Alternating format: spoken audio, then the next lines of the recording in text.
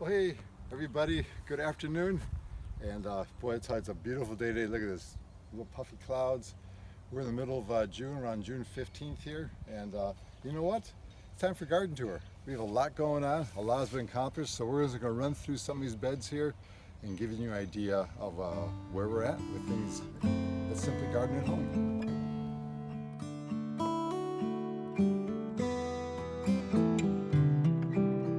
I want to show you some of the good things, a lot of good things, but we got a few problems too. So we're not gonna show everything perfect because that's how gardening goes.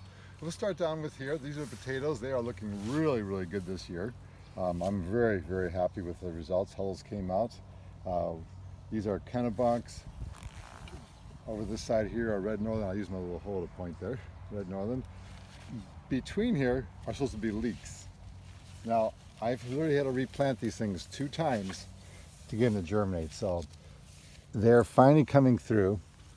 You can barely see them there. There's nothing here until you get up to here. And they're growing very slow. Part of the problem is we had a very weird spring this year. It'd get warm, then it'd get really cold, back and forth. Not that leeks really care, but they just wouldn't germinate. But anyways, that's okay. I'll thin them out, spread them out to the 8-inch space. There's enough in there, I think, to make it work for 8 inches. Also grew some in a pot, just as a backup. Let's turn to peas over here. Peas are doing good. These are the ones that we started back in first day of spring, March 19th. You know, we saw the video earlier where we did them actually inside of plastic wire hoops with plastic over top. They are the best ones that did for me. I'll show you the failures and the other ones, the other challenges we're having. A lot of challenges, but these are awesome. I mean, nothing like my grandson Hunter is looking forward to come over and help pick peas later on. There's nothing here for a meal, absolutely nothing like fresh peas. Oh, oh, so good. Come up behind us. We're on over here, Linda. Broccoli. Broccoli's looking pretty good. Usually by now we're almost picking. Is just now starting to head up in there. You can see it starting to do its little crinkly thing inside where the head's going to come out. Looking really, really good. A little further down here, we've got some nice cabbages coming along, both red and green. I do like to interplant with lettuce. Well, the plants are small, but they're starting to take off, but that's okay. I got more lettuce other places too in the garden. This is my shade cloth. We'll have to be using it a little bit later this week as we're going to get back in the 90s. Like last night, it was 50 degrees last night. But this is our earlier crop. This is another crop I just transplanted in. As soon as I transplant this out somewhere in the garden, I'll start another one somewhere else for another growing. Carrots doing great. This is actually my 4th planting of carrots, maybe the 5th planting. This is about the 3rd one here. I got 2 other ones behind it. Onions are doing really good. No issues there at all. Using the garden lies, rich fertilizer, doing very well. Got a little wild dill growing in between that. Look at that, huh? Once dill gets going in your garden, it just takes off. Looking behind us, strawberries are doing okay. We got some verticillum for Rick. Some kind of wilt going on here. I don't like that. So what I will do, I will come back later on today and literally rip that whole plant right out. So we're going to throw a little water in this real quick. For some reason I got a lot of wilting strawberry plants in there. I don't know what's going on, but that's kind of strange. But we'll do that later on. We'll get some more water on. Maybe it's a little thirsty. Back over here, we do have beans interplanted here. Not interplanted, but beans on this side. And then right here, we've got acorn squash coming up. So the plan here is as the peas wrap up, the acorn squash will fill up, the beans wrap up, then I'll plant broccoli where the peas are. More acorn squash growing in here, and we'll be planting a fall later corn in between this, and of course more celery here. Let's talk to the next problem here, this bed here. Peas just not looking good at all. It's been a tough year this year to get the regular peas going. I mean, that outside row looks pretty nice, but got some cantaloupe coming between. They're looking good. They're coming in. They're starting to take off. I like putting some in black plastic to help heat the soil up a little quicker. See if that makes a difference. Oh, by the way, these are also sunflowers. So what I do is as the peas wrap up, the sunflowers will take over. And these are the ones that you cut for the decorations for inside the house. So enjoy that. So here's our cucumbers. I like to plant these in on the outside of this trellis system I made years ago, and they're coming along pretty well. We started all these from seed in the house, so looking pretty good, except for these here are started with seeds outdoors. Kind of funny, those are growing almost as quick as the ones from seed, but I think like the hot plastic. And then the celery in between does pretty well. They don't mind the shade from the cucumbers, and they do great. So we've always had a good success with that. Just planted some corn in here, and that'll be ready probably in sometime in September for that there. Here's the next bed of peas. Once again, the same problem. These two rows are looking okay, but the middle one, supposed to be ones that are supposed to grow like 5 feet tall.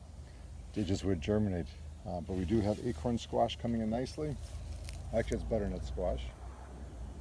And as the peas wrap up, the butternut squash will take over. So over here we have more celery. We grow a lot of celery because we like to juice it in the fall. So it's good and healthy for you. But here's the problem area. Our tomatoes, these are not looking good at all. So I don't know what's going on, but they're a marinara tomato for sauce. Might be just a variety, but even the little ones here, we planted some smaller ones. You can see they have the hole there. They're starting to take off, but very slow. They were small going in, but they're going to make it. I'll be fertilizing with my Gardens Alive tomato fertilizer pretty soon. All these weeds will get cleaned up out of here, but just want to get the plants a little bigger before I fertilize them. Working these strawberry beds over as they wrap up in a couple more weeks, getting ready for next year. But they're doing much better than last year. I had a real problem with the strawberries taking off, but they're looking better. Back over here, here's more. These tomatoes are doing phenomenal. They took off. These are a main season, supersonic they're called. Very happy with that. Underneath here, another planting of, in fact, check this out. I was checking today to get the moisture. So I had the, underneath here, I had pre-soaked the beet seeds, and they literally came up in a couple of days. Amazing, as quickly as the rashes are coming up. Now there's carrots planted in there, but I put the burlap on that to keep it nice and moist. So I was excited to see how quickly the beet seeds germinated by soaking them overnight. So these tomatoes were in the wall waters, the green supports, systems that have water inside of them. And actually, look, these are called 4th of Julys, and they have tomato ready. So excited about that. It's pretty good. Our next problem areas, look right next to you, Linda, over here is the peppers. They're finally starting to take, but they have been slow going. I did have a problem. I had to reseed some of my plants, and so it made them get late. What are you going to do? Things kind of got behind season here, but it's starting to catch up a little bit. At the end here, I have sweet potatoes planted. Some year I'll figure out how to do my own slips, but that's all right. We did buy slips here, and then finally the plants came in from the local garden center. So we planted the other plants too. So they're looking great. I'm excited about it. They're going to really take off. The heat does seem to help them, but then again, I like to try it both ways. We'll see which ones produce better. We should be in good shape. Here's our other crop of potatoes. Now I've planted beans in between because there's room, because potatoes tend to flow out to the outside of the garden bed, and it leaves plenty of room for the beans to grow in the middle. And they're taking off nicely, and I couldn't be happy for that. Come behind you, Linda. We got more corn. This is my main season corn, the longer season. You can see the earlier was planted up further, and then down right here is the little ones just starting to come. I like to plant half a bed. Every other week I probably have about 9 different harvests of corn coming throughout the season, and it'll last me pretty much up through first part of October. Turn around behind you, you get some really good looking corn here. Now the old saying is knee high by the 4th of July. It's not the 4th of June. It didn't make it this year, but I would say probably in about 2 more weeks I'll start seeing tassels coming out of the middle, and they should be coming along nicely. The next planting's right behind you. Here's the next one, and they're coming along quite nicely. Oh, I want to show you my garlic situation. All the shallots have come out. They're doing great, beautifully. Garlic, on the other hand, this actually was a full bed of garlic. It didn't do very well. It came out kind of rough, but I think it's going to be okay. We've got enough to make sauce. Uh-oh, I do notice we've got a varmint problem right here. See the edge of the Brussels sprout leaves being chewed off here? So I know what to do as far as take care of that. I have some powder I put around, and it'll actually repel the, either it's a bunny or it's a woodchuck. So we'll repel that and get him away from that. Come on down, I have a couple more things to show you over here. And we have, of course, we've been enjoying the rhubarb a lot this year. In fact, we just made a rhubarb strawberry crisp. Man, that was awesome. Really good. Over here, we have zucchini and yellow squash. I don't know which is which, but I know I have two of each. When they mature, I don't know which they are, but we know. One will be yellow. Let's hop over the blueberries real quick. I did a short video on the blueberries the other day, but these are really looking great. I'm really happy about that.